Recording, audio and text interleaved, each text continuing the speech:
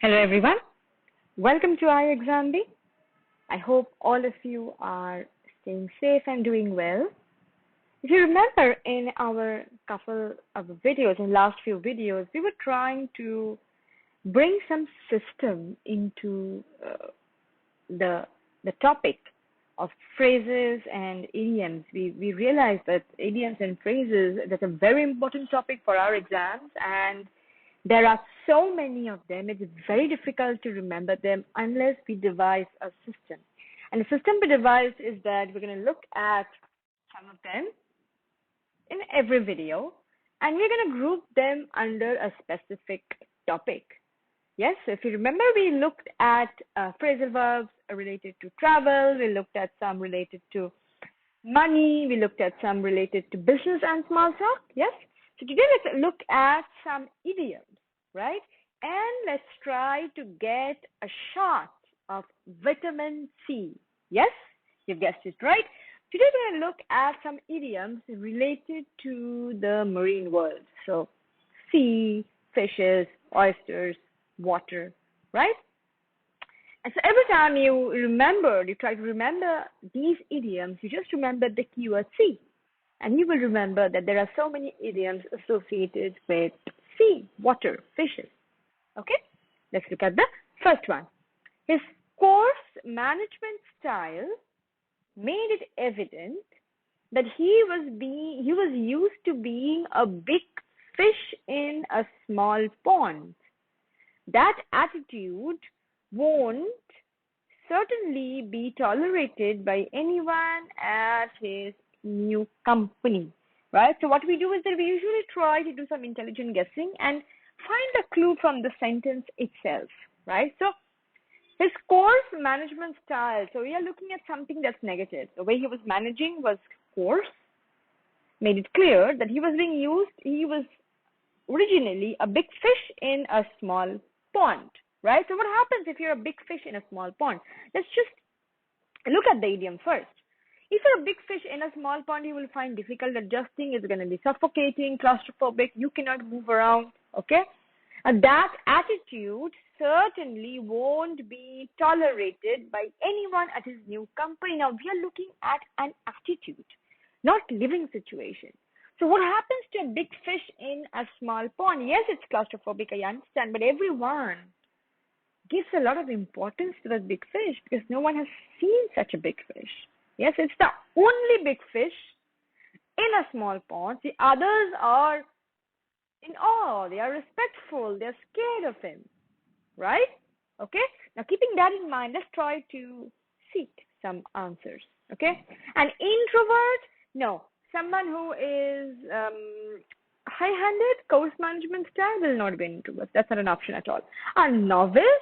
A novice is someone who's just started, is a newbie, right? A newcomer. Okay, so maybe, but then this doesn't tell us anything about his attitude, right? So we're looking for a word we're looking for a meaning that's related to others giving him importance, others being scared of him or being respectful of him. Okay, let's look at option C. Somebody who is important in a limited arena. A small pond, that's a limited arena.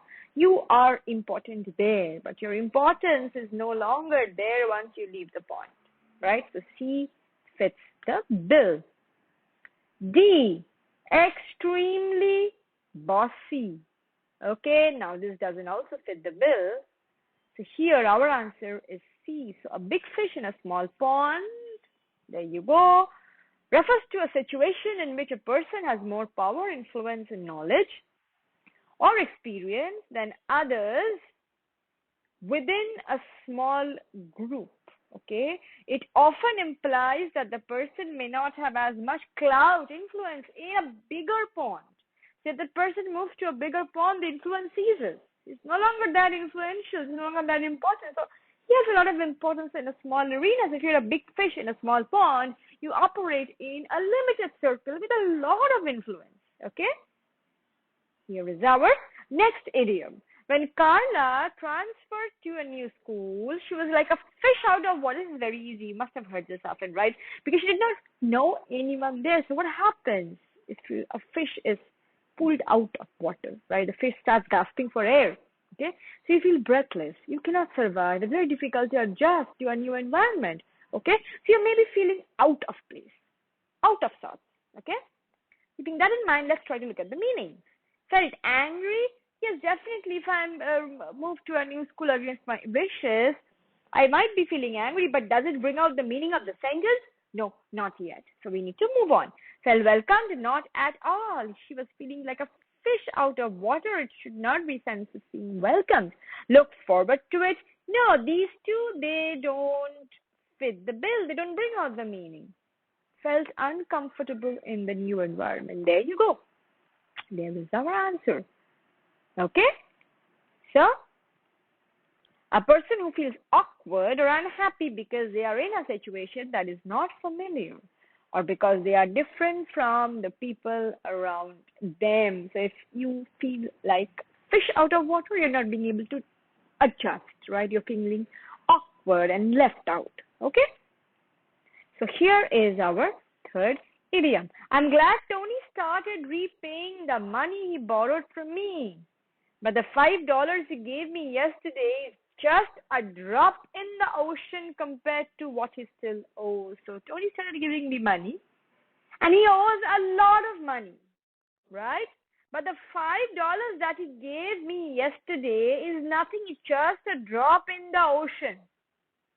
Compared to what he still owes, he owes a lot and it's just a drop.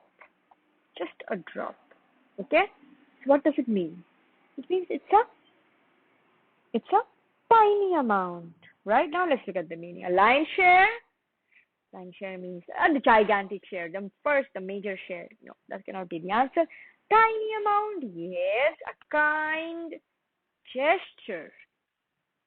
Maybe. You do not know. Irresponsible behavior. No, doesn't fit the bill. None of the above. So our answer is, there you go. And tiny amount, that is so small. So a drop in the ocean means a tiny amount that is so small that does not make an important difference or much effect. So you owe a lot of money, just give me $5 out of it. It really doesn't make much of a difference. Okay? Let's look at the next idiom.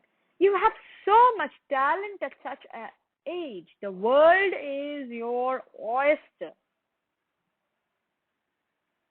This is a tricky one, right? This is a very, very famous saying. The world is your oyster. It might mean seize the moment. You might go and tell the young chap that go and seize the moment. The world is yours. Make the most of it. Enjoy till it lasts. Enjoy the world till it lasts. Enjoy the moment till it lasts. Seek and you shall find. Look for it and you will find. Or you can achieve whatever you want in life. This one you need to know and remember, right? So the world is your oyster means it's something that's said to young people to motivate them, right? To encourage them. So young people, as they are transitioning into the adult phase, you tell them the world is your oyster. It means that the world is open to you. And if you are lucky, you will get something special. Just the way you keep opening those oysters and you might find one pearl in one oyster, right? So don't stop exploring. Go ahead and explore. The world is yours. You have all the opportunity in the world. Yes? So, and if you're lucky, you might just find something special. The metaphor that informs the saying is that if you have an oyster, there is a chance that there may be a pearl out of it. It's a very, very motivating saying. It motivates someone. You encourage someone when you tell them, the world is your oyster. Go ahead. Okay? And here is our last idiom, right? These three frogs have a powerful poison on their back that keeps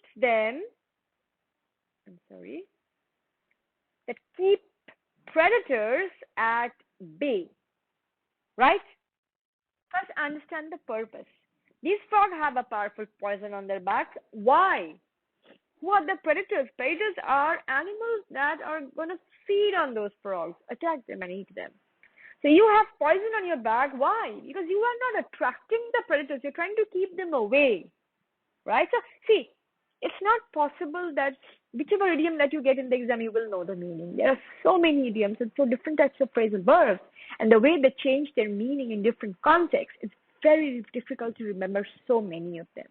The only thing that we can do is that we can deconstruct the sentence. We can break down the sentence and try to find the meaning, because the meaning is hidden in the sentence itself. Be a detective. Use the clues and you will get the meaning. So here, we are talking about something, a method, a strategy, a device that can be used to keep these predators away, at bay, right? Away, okay? Now let's look at the option and see which one fits the bill. Confused, well, maybe. Attracts them, no way, that's not the intention. Traps them. We do not know. We do not have that much of information to know how the poison works. Prevents them from approaching. Yes, that's like a broad-based meaning. The poison prevents them from approaching. How it works, we do not know, right?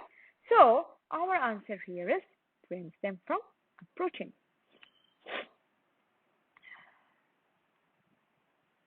If you keep something or someone at bay or hold them at bay, you prevent them from reaching, attacking, or affecting you. There you go.